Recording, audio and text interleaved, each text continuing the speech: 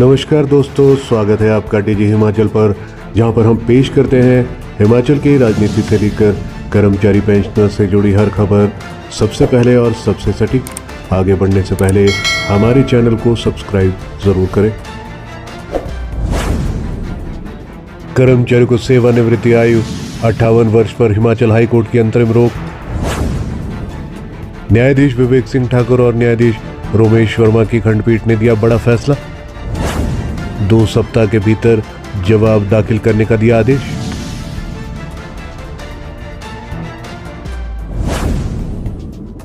Himachal Pradesh high court ने शिमला के Saint Beed college के कर्मचारियों की सेवानिवृत्ति आयु 58 वर्ष और सरकारी सहायता से जुड़े 3 नवंबर 2025 के अधिसूचना और 7 नवंबर 2025 के संचार के क्रियान्वयन और संचालन पर अगली सुनवाई की तारीख तक रोक लगा दी है। न्यायाधीश विवेक सिंह ठाकुर और न्यायाधीश रोमेश वर्मा की खंडपीठ ने इस मामले में राज्य सरकार सहित सभी प्रतिवादियों को नोटिस जारी किया है और 2 सप्ताह के भीतर जवाब दाखिल करने को कहा है। मामले की अगली सुनवाई 1 जनवरी 2026 को होगी। याचिकाकर्ताओं ने दलील दी है कि वे वर्तमान नियमों, अधिसूचनाओं और पूर्व में पारित अदालती आदेशों के अनुसार 60 वर्ष की आयु में सेवानिवृत्त होने के हकदार हैं। उन्होंने कहा है कि पहले के आदेशों और GIA नियमों के प्रभाव के अनुसार कॉलेज कर्मचारियों को 60 वर्ष की सेवानिवृत्ति आयु तक ग्रांट इन एड मिलना चाहिए।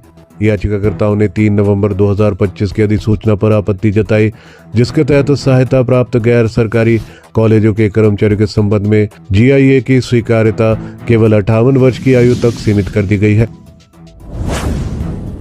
याचिकाकर्ताओं का तर्क है कि ये नई अधिसूचना अदालत के पिछले फैसलों और मौजूदा नियमों के विपरीत है और यदि इसे लागू किया गया तो उनकी आय में अचानक और भारी कमी आएगी, जिससे उनका जीवन दयनीय हो जाएगा।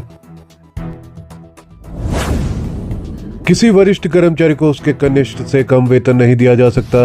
हिमाचल हाईकोर्ट ने यह बड़ा फैसला दिया है। आइए जानते हैं क्या है पूरा मामला। हिमाचल प्रदेश हाईकोर्ट ने भाखड़ा ब्यास प्रबंधन बोर्ड BBMB के BSL प्रोजेक्ट के मुख्य अभियंता की ओर से दायर अपील को 12 साल बाद खारिज करते हुए कहा है कि किसी वरिष्ठ कर्मचारी को उसके कनिष्ठ से कम वेतन नहीं दिया जा सकता। मुख्य न्यायाधीश गुरमीत सिंह संधावाली और न्यायाधीश जियालाल भारद्वाज की खंडपीठ ने कहा है कि यह स्थापित कानून है कि एक वरिष्ठ कर्मचारी को उसके कनिष्ठ से कम वेतन नहीं मिल सकता। खंडपीठ ने लेबर कोर्ट और एकल जज के फैसले को सही ठहराया और BBMB को मृतक अमरनाथ के आश्रितों को वेतन का बकाया राशि भुगतान करने के आदेश दे दिए हैं।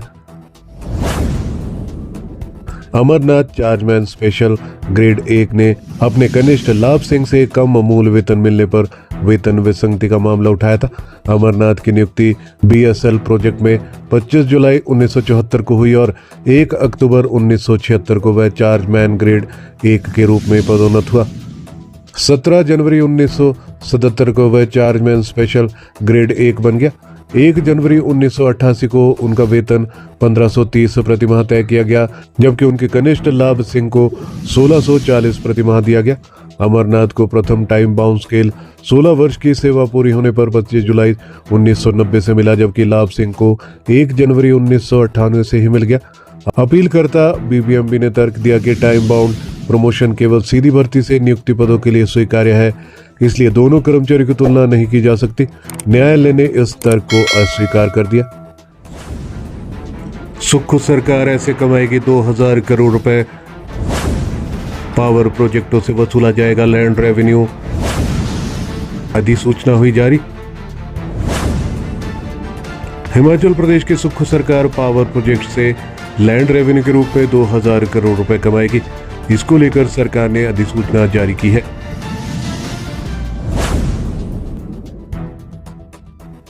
सुखविंदर सिंह सुक्खू के नेतृत्व वाली कांग्रेस सरकार ने खजाने को सुख की सांस दिलाने के उपाय किए हैं।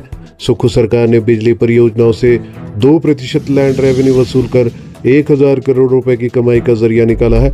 लैंड रेवेन्यू का पहले आकलन किया गया था, अब भू व्यवस्था विभाग ने इसे लेकर अधिसूचना जारी कर दी है। अधिसूचना के अनुसार राज्य की ऐसी जमीन जिसे गैर कृषक कार्यों में प्रयोग किया गया है, वहां स्थापित बिजली परियोजनाओं पर 2% लैंड रेवेन्यू लिया जाएगा। ये रकम परियोजना के औसत बाजार मूल्य का 2% है। राज्य सरकार के राजस्व विभाग ने लैंड रेवेन्यू का रेट अधिसूचित किया है। राज्य सरकार के सेटलमेंट डिपार्टमेंट के बंदोबस्त अधिकारियों ने लैंड रेवेन्यू की रिपोर्ट तैयार की थी। इसके बाद शुक्रवार को संबंधित विभाग यानी सेटलमेंट डिपार्टमेंट ने इसकी अधिसूचना जारी कर दी है। अधिसूचना के अनुसार राज्य में चल रही बिजली परियोजनाओं को सालाना 2% लैंड रेवेन्यू देना होगा। ये रेवेन्यू बिजली परियोजनाओं के औसत बाजार मूल्य का 2% होगा। अब आपत्तियों व उनके निस्तारण के बाद रेवेन्यू वसूली की प्रक्रिया आगे बढ़ेगी। किस जिला से कितना रेवेन्यू? अभी किन्नौर जिला से 454.55 करोड़, शिमला जिला से स्थापित बिजली परियोजनाओं से 314.26 करोड़, बिलासपुर जिला की परियोजनाओं से 346.177 करोड़, सिरमौर जिला से 10.68 करोड़ रुपए से अधिक रेवेन्यू मिलेगा। बड़ी परियोजनाओं की बात की जाए तो अकेले किन्नौर जिला में स्थापित 1000 मेगावाट की कड़चम वांगतू परियोजना से 155 करोड़ रुपए से अधिक रेवेन्यू हासिल होगा। 1500 मेगावाट की नाथपा झाकड़ी परियोजना से 222 करोड़ रुपए से अधिक मिलेंगे। शिमला जिले के रामपुर में स्थापित SJVNL परियोजना से 222.60 करोड़ का भू राजस्व मिलेगा। रामपुर में ही SJVNL की एक अन्य परियोजना से 61 करोड़ रुपए से अधिक हासिल होंगे। इस कड़ी में बिलासपुर जिला में BBMB से 227.45वां, NTPC परियोजना से 118.72 करोड़ का भू राजस्व खजाने में आएगा। उल्लेखनीय है कि राज्य के सुखविंदर सिंह सुक्खू सरकार के नेतृत्व वाली कांग्रेस सरकार ने इससे पूर्व वाटर सेस के जरिए पैसा कमाने की कवायद शुरू की थी। ये कवायद कानूनी दांवपेच में उलझ कर रह गई। हालांकि सरकार ने कुछ वाटर सेस जुटा लिया था, लेकिन सुप्रीम कोर्ट तक पावर कंपनियों ने केस लड़ा व वाटर सेस वापस करना पड़ा। अब उसके बाद राज्य की नदियों के सहारे चल रही 180 से अधिक बिजली परियोजनाओं के औसत बाजार मूल्य पर 2% लैंड रेवेन्यू लगाने से खजाने को सालाना 2000 करोड़ रुपए तक आएंगे। इससे सुखविंदर सिंह सुक्खू सरकार के खजाने में सुख की सांस आएगी। कार्यों को किया धीमा, OPS बहाली सरकार का सबसे बड़ा फैसला। सुक्खू सरकार ने 3 सालों में कितने वादे पूरे किए और कितना व्यवस्था परिवर्तन किया, आइए जानते हैं पूरी खबर। हिमाचल की जनता 5 साल बाद सत्ता परिवर्तन कर देती है। सत्ता में आने के बाद हर सरकार मिशन रिपीट का दावा करती है, लेकिन दशकों से कोई दल फिर से सत्ता में वापसी नहीं कर सका। मौजूदा समय में सुखविंदर सिंह सुक्खू के नेतृत्व वाली कांग्रेस सरकार अपने कार्यकाल के 3 साल पूरे करने जा रही है। सत्ता संभालने के बाद CM सुखविंदर सिंह सुक्खू ने व्यवस्था परिवर्तन का नारा दिया था। उनका दावा था कि कांग्रेस सरकार पहले से चली आ रही व्यवस्था में परिवर्तन करेगी और 2027 तक हिमाचल को आत्मनिर्भर प्रदेश बनाएगी। क्या 3 साल में सचमुच व्यवस्था परिवर्तन हुआ है, फिर या ये महज नारा साबित हुआ है? इसकी पड़ताल जरूरी है। साथ ही विपक्ष का दावा है कि सरकार हर मोर्चे पर नाकाम रही है। व्यवस्था परिवर्तन के 3 साल क्या बेमिसाल रहे या फिर हिमाचल का हाल बेहाल हुआ है, इस पर आगे चर्चा करते हैं। यहाँ सरकार के काम व नाकामियों को भी दर्ज किया जाएगा। OPS से लेकर एजुकेशन व रिसोर्स मोबिलाइजेशन। कांग्रेस ने सत्ता में आने से पहले कर्मचारियों से वादा किया था कि सरकार बनते ही ओल्ड पेंशन स्कीम लागू की जाएगी। वर्ष 2022 में 11 दिसंबर के दिन सुखविंदर सिंह सुक्खू ने CM पद की शपथ ली थी। उसके बाद सरकार ने OPS वाला वादा पूरा कर दिखाया था। यदि उपलब्धियां या व्यवस्था परिवर्तन की बात की जाए तो 3 साल में सरकार ने कुछ परिवर्तन वाले कदम उठाए हैं। उन कदमों में OPS लागू करना पहला है। इससे 1.36 लाख कर्मचारियों में सुख की सांस आई है। इसके अलावा कांग्रेस सरकार ने सुख आश्रय योजना शुरू की। इस योजना में निराश्रित बच्चों को कई तरह की सुविधाएं दी गई।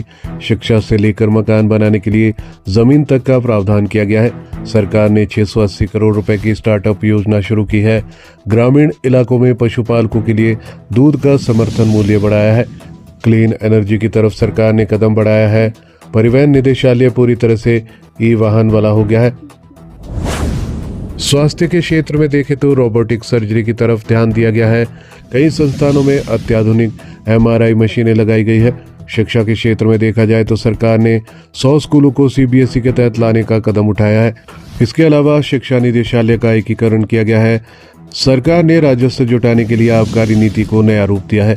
इसके अलावा वाटर सेस से रेवेन्यू जुटाने का प्रयास भी किया गया था, लेकिन कानूनी अड़चनों के बाद सुक्खू सरकार ने बिजली परियोजनाओं पर 2% लैंड रेवेन्यू लागू कर खजाने को सुख की सांस प्रदान करने की कोशिश की है। सरकार ने शानन प्रोजेक्ट पर हक की लड़ाई में मजबूत प्रयास किया है। संपत्ति विवाद को लेकर चर्चित वाइल्ड फ्लावर हॉल वाला केस भी सरकार ने जीता है। सीएम सुखविंदर सिंह सुक्खू का कहना है कि कांग्रेस सरकार ने आर्थिक मोर्चों पर कई नए कदम उठाए हैं, राजस्व बढ़ाने के उपाय लागू किए गए हैं। सरकार ने व्यवस्था परिवर्तन का वादा निभाया है और हिमाचल को वर्ष 2027 तक आत्मनिर्भर बनाने का संकल्प भी जरूर पूरा किया जाएगा। डिप्टी सीएम मुकेश अग्निहोत्री ने कहा है कि 3 साल बेमिसाल रहे हैं। सरकार ने हर मोर्चे पर बेहतर काम किया है।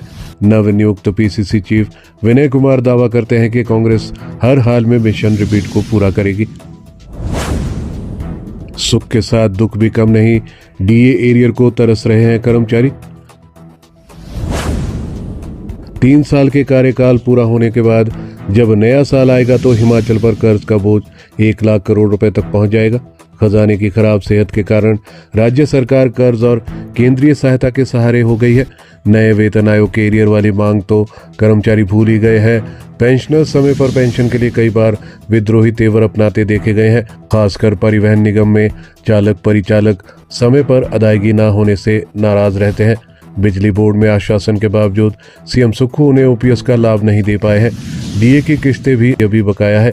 एक बार भी वेतन व पेंशन पर संकट आ गया था, तब महीने की पहली तारीख को वेतन व पेंशन जारी करने की परंपरा भी टूट गई थी। खैर, कई जन कल्याणकारी योजनाएं भी लटक गई है। हिम केयर योजना में भी सरकार ने बड़े बदलाव किए हैं। सरकार ने माननीयों के वेतन भी बढ़ाए हैं। सरकारी कार्यों को पूरा करने वाले ठेकेदारों को समय पर पेमेंट ना मिलने का विवाद भी सरकार की छवि पर असर डाल रहा है। 10 गारंटियों का शोर करता है पीछा। इधर विपक्ष भी सरकार की कमियों को उजागर करने में कसर नहीं छोड़ता। चुनाव पूर्व कांग्रेस ने जो 10 गारंटियां दी थी, उनमें से कुछ गारंटियां पूरी हुई है, लेकिन पहली कैबिनेट में 1 लाख सरकारी नौकरी देने वाला वादा पूरा नहीं हो पाया है। उसके लिए विपक्ष लगातार सरकार को घेरता नजर आया है। इतना ही नहीं, महिलाओं को 1500 रुपए देने वाली गारंटी भी अभी अधूरी है। खुद सरकार ने विधानसभा में स्वीकार किया है कि 35,000 से अधिक महिलाओं को ही ये सुख सम्मान निधि मिल रही है। 300 यूनिट निःशुल्क बिजली का वादा सिर्फ वादा ही रहा है, अभी तक ये भी हिमाचल में लागू नहीं हो पाया है। वरिष्ठ मीडिया कर्मी और राजनीतिक विश्लेषक डॉक्टर MP.S. राणा का कहना है कि आपदा के बावजूद सरकार ने प्रभावित लोगों के हित में कई अहम फैसले लिए हैं। ग्रामीण अर्थव्यवस्था को सहारा दिया गया है। यदि आर्थिक मोर्चे की थोड़ी बहुत डावाडोल परिस्थितियों को एक तरफ कर दे तो 3 साल का कार्यकाल बेहतर कहा जाएगा। सियासी बवाल भी नहीं रहे हैं कुछ कम। प्रचंड बहुमत वाली कांग्रेस सरकार को पहला झटका उस समय लगा जब बहुमत में होने के बाद पार्टी राज्यसभा चुनाव हार गई। 3 निर्दलीय विधायकों के साथ ही कांग्रेस के 6 विधायकों ने विद्रोही तेवर अपनाए और एक समय तो सरकार गिरने की नौबत आ गई थी। फरवरी 2024 में राज्यसभा चुनाव में कांग्रेस नेता अभिषेक मनु सिंघवी भाजपा प्रत्याशी हर्ष महाजन से परास्त हो गए थे। ये सीधे सीधे सुखविंदर सिंह सुक्खू सरकार की हार थी। कांग्रेस की वीरभद्र सिंह सरकार में मंत्री रहे सुधीर शर्मा सहित राजेंद्र राणा, रवि ठाकुर, इंद्रदत्त लखनपाल, चैतन्य शर्मा, आशीष शर्मा, देवेंद्र भुट्टो ने बागी तेवर अपनाते हुए सिंघवी के खिलाफ वोट किया। बाद में विधायकों की सदस्यता खत्म हुई तो 9 सीटों पर उपचुनाव हुए। उपचुनाव में केवल सुधीर शर्मा, ID लखनपाल व आशीष शर्मा विजयी हुए। इसके अलावा लोकसभा चुनाव में कांग्रेस को सभी सीटों पर हार मिली थी, लेकिन सुखविंदर सिंह सुक्खू सरकार पर भरोसा दिखाते हुए 9 में से कांग्रेस ने 6 सीटें जीत ली। विवादों की बात की जाए तो सीएम सुखविंदर सिंह सुक्खू की सरकार के साथ जंगली मुर्गा विवाद, समोसा विवाद, टॉयलेट सीट विवाद जुड़ा और इसी के साथ अभी हाल ही में उनके साथ राधे राधे विवाद भी जुड़ा, जिससे सरकार की छवि पर असर पड़ा था और विपक्ष को हमलावर होने का मौका मिला था। आपदा के जख्म और सियासत। हिमाचल को हर बार की तरह मानसून सीजन में आपदा का सामना करना पड़ रहा है। वर्ष 2023 की भयावह आपदा का साया इस बार भी पड़ा। हिमाचल में सैकड़ों अनमोल जीवन काल का ग्रास बने हजारों करोड़ रुपए की संपत्ति तबाह हुई। पीएम नरेंद्र मोदी ने राज्य के लिए 1500 करोड़ रुपए की सहायता राशि का ऐलान किया। सीएम सुक्खू का कहना है कि जब समय पर आपदा सहायता राशि न मिले तो उसका क्या लाभ।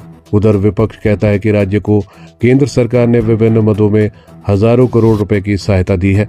वरिष्ठ पत्रकार धनंजय शर्मा के अनुसार 3 साल के कार्यकाल को सफलताओं व नाकामियों का मिला जुला समय कहा जा सकता है।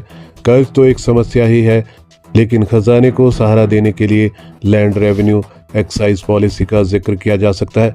अब सरकार के पास डिलीवरी करने को सिर्फ 2 साल बचे हैं। सबको साथ लेकर चलने के अलावा मिशन रिपीट का जिम्मा भी संगठन व सरकार का है। आर्थिक मोर्चे पर काम करने की जरूरत है। ओपीएस तो सही है, लेकिन डीए व एरियर जैसे लाभ और समय पर वेतन पेंशन चुनौती है जिससे निपटने की जरूरत है। कवि, लेखक व संपादक नवनीत शर्मा कहते हैं कि हिमाचल प्रदेश सरकार के 3 वर्ष पूरा होने पर सिंहावलोकन तो होना ही चाहिए। आगे की रणनीति भी सामने आएगी, ऐसी आशा है। ये समय इस बात का नहीं है कि कांग्रेस का क्या होगा या भाजपा का क्या होगा।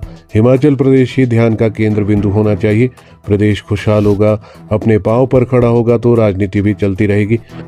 देखना यह है कि सुक्खू सरकार 3 साल पूरा होने पर क्या नया संकल्प लेती है।